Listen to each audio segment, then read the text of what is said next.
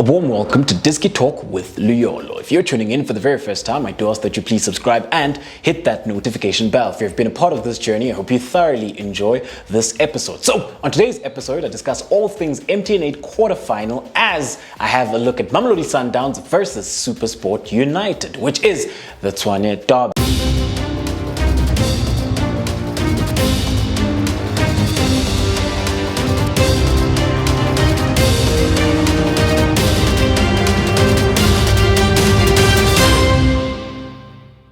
So, when you do have a look at it then, coming up into this episode, the red team will represent Mamelodi Sundowns and then the blue team will represent Supersport United. However, it is key to note then that this is being recorded before the midweek fixtures. So, anything then could happen as all teams then are involved with midweek fixtures. So, cautions could be picked up and injuries as well, but hopefully not. But what we are going to do then is have a look at it then from the league perspective with regards to which players have been playing consistently. Also, key to note then that with Supersport United, they won't be able then to field three players.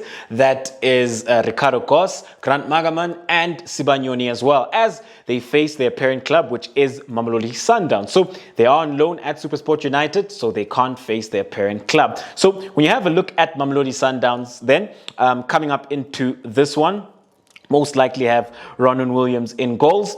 And then at left back, you'll most likely have Aubrey Mudiba. As the left-sided centre-back, you have Brian Onyango. As the right-sided centre-back, Rushin Duruk. And then at right-back, you'd have Khuliso Mutau. So when you do have a look at this Mamelodi Sundowns side, then they have been playing a 4-4-2 diamond.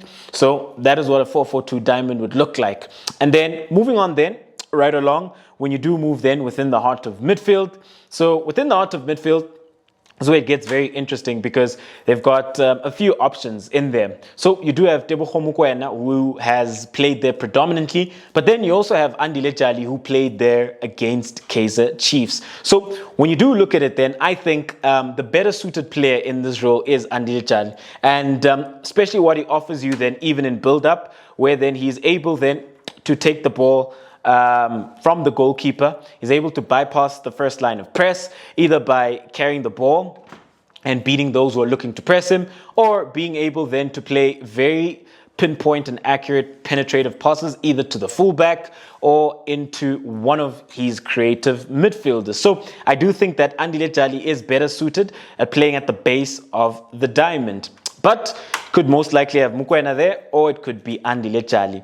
On the left side of the diamond, you do have Neo Maema, who is then starting to enjoy life within this position. I did feel that against Cape Town City and in the beginning, he was struggling a bit because with Neo Maema, he is better suited at being a final third player as opposed to being a player who then has to occupy deep pockets of space. But you are starting to see him then being a lot more involved with regards to how this Mamelodi Sundowns side look to progress the ball, and he has played a couple of very good looking penetrative passes, and he has created chances for this Mamelodi Sundowns side as well. And then as the right-sided midfielder within the diamond, you do have Mkhulisi, but we also know that there is Hashim Domingo as well, who could play there, but they would swap. You would have Hashim Domingo coming off the left, and then you'd have Maema coming off the right. But I do think it is a lot better then with regards to having players on the natural side, on either side of the diamond, especially then when it comes to making sure that they can progress play. Because what would happen is if the fullbacks have gone up, it becomes key then that the number 8s can drop into those pockets of space, and then they can look to progress the ball. So if you do have a Neo Maema looking to drop here, he does look to receive on his back foot, which is his left foot, and then he can progress the ball, which then would be a progressive first touch. Same thing on the right-hand side with Mkhulisi. And then when you do then move on right along, then you do have Themba Zwane. You look at Themba Zwane then, this is a player then who I would say that he hasn't been at his best, because we do know that Themba Zwane can be a lot more influential for this Mamelodi Sundowns side. So yes, he has had very good moments where then he has been able to assist and play those penetrative passes, but then he has had moments then where he hasn't been that Themba Zwane that we all know with regards to how influential he can be for Mamelodi Sundowns side. So, but I do foresee him starting then within this encounter, and him then being a player who tends to drift into different different pockets of space with regards to how he'd be looking to take the ball. So how he can take the ball in between the lines, how then he can drop a lot deeper, how then he is quite key then in ensuring that Sundowns at times are able then to penetrate a low block as well. And then as the two, you do then have Serginho, and then you have Peter Shalulile as well. However, when you do have a look at this Mamelodi Sundowns side, it is very key then to have a look at the offensive scheme with regards then to how they'd be looking to take shape within the opposition half, because they become very aggressive within the opposition half and they tend to keep a lot of the ball. So you do have the two fullbacks looking to offer the width in Mudiba and Mudau. And then you'd have your front five. So that would be your front five. And then you'd have your three midfielders. You have Teko Mokoena in there. So that's the type of offensive scheme that you would most likely see is a 2-3-5. At times, what you do see then is you could see Mutiba, for example, looking to tuck in. So sometimes you do see Mutiba inverted there, and then it would look somewhat of that 2-4-4 shape.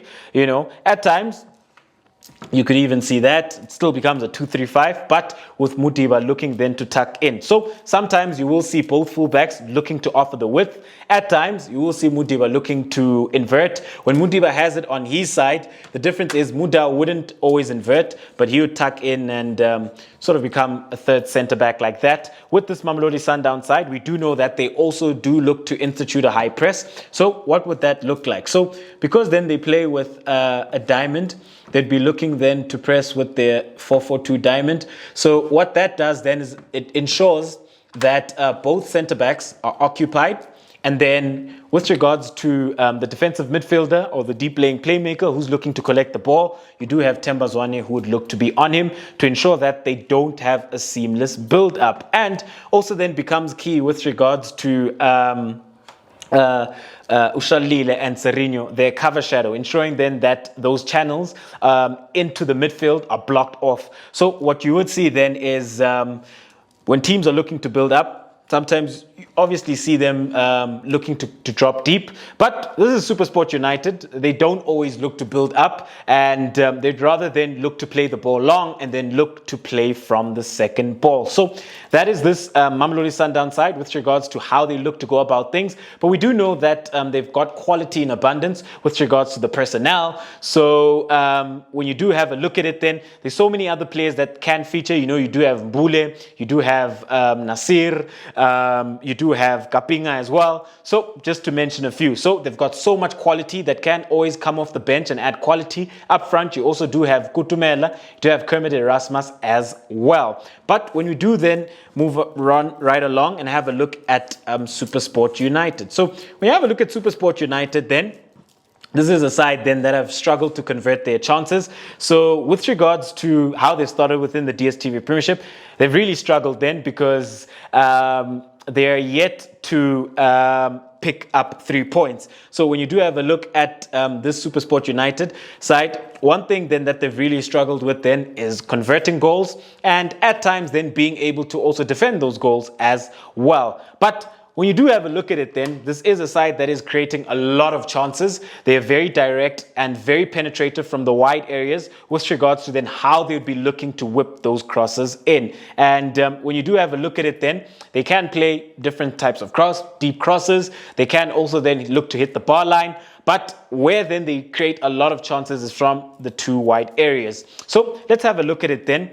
In goals then, like I did mention, they'll be without cost. So you most likely have Chikova in goals. And then as the right-sided centre-back, you do have Tyson, who will be quite key then with regards to offering that defensive stability for this Supersport United side, especially then when Supersport United do find themselves defending deep. We also do know that he is also an asset and a threat within the opposition box. When you move on then right along and have a look at the left-sided centre-back, you do then have Luke Fleurs. So when you have a look at Luke Fleurs, this is a player who's very comfortable on the ball and a player who reads the game very, very well. Another then who has also physical presence. So he could also then look to be a threat within the opposition box, especially when it comes to set pieces.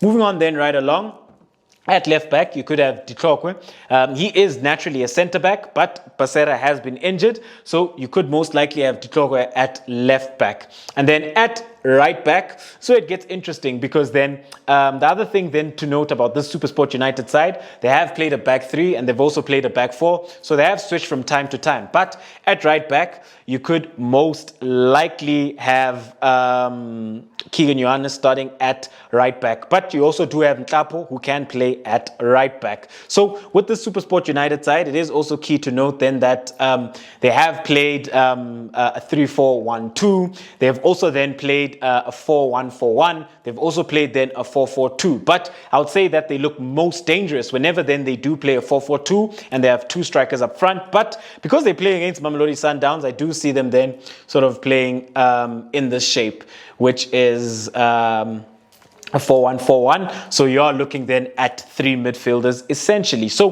when you do have a look at those midfielders then, and who I think will be playing in midfield, like I did mention, they are without Magaman. So that is a huge loss because Grant has been absolutely phenomenal for this Supersport United side. He's even collected 2 Man of the Match awards, and he's been very consistent with regards to how he looks then to offer that authority within the heart of midfield. But I do see them setting up then within the heart of midfield. So I do see them then with Don within the heart of midfield, Bata, and then Weber as well. So those are the three midfielders that I think that they could potentially have in midfield. I mean, you could also have them sort of in that shape, but I do see a 3-man midfield. And for large parts of the game, they will be without the ball. So it will become key then that these 3 men within the heart of midfield are able then to combat against this Mamelodi Sundowns side. So I do see Weber starting in this one. And then when you do move on then right along, off the right-hand side, many options because you do have Reynans who can start off the right hand side.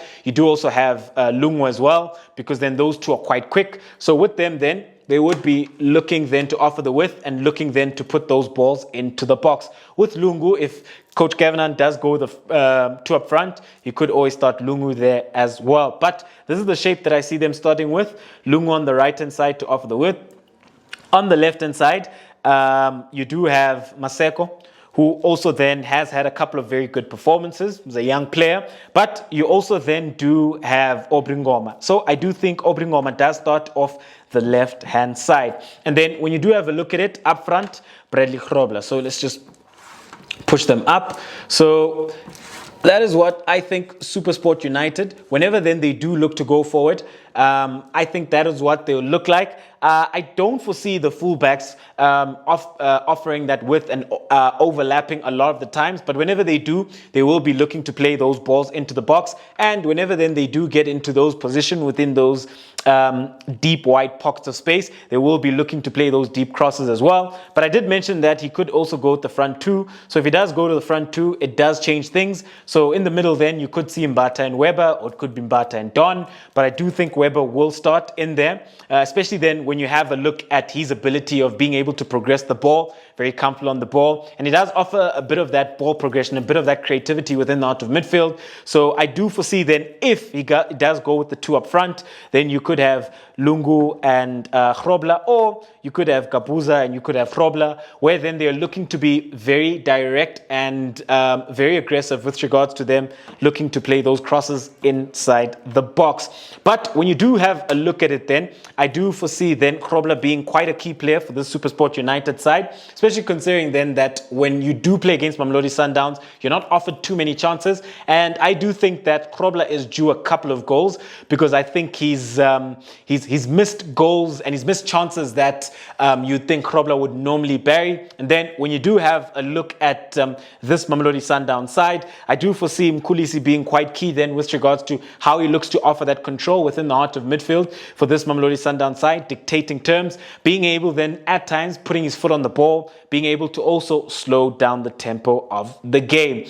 when you do have a look at both sides, they both have quality that could always come off the bench and impact the game. However, how I see this one playing out is that I think that Mamelodi Sundowns will have the lion's share of possession, and they'll be looking then to break down this Supersport United side. With Supersport, it's going to be very key then that they are able then to transition offensively, and also then being able to hit this Mamelodi Sundowns side on the counter-attack. Whenever they do get set pieces, that is something that could come in quite handy, especially considering then that they do have aerial threat within their back line. So you've got Johannes, you've got Hlatshwayo, you've got Fleurs, you've got Ditlhokwe, you've got Grobler. You also then, if Kabuza does start, you also have a Kabuza there. So they've got so many players then who can offer them that aerial threat within the opposition box. So when you do look at it then, ladies and gentlemen, I think it is quite an interesting encounter with regards to it being a Tshwane derby, and also then how Supersport United have been creating so many chances. And usually what would happen is if you're on a roll as a team and you're creating all these chances and you're struggling to win a game, there is that one game that comes and you're able to put 3 past your opponents.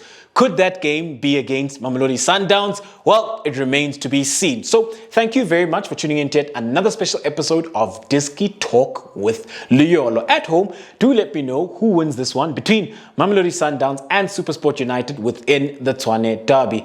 I think Mamelodi Sundowns will advance to the MTN 8 quarter-final. So it is the MTN 8 Wafa Wafa signing out.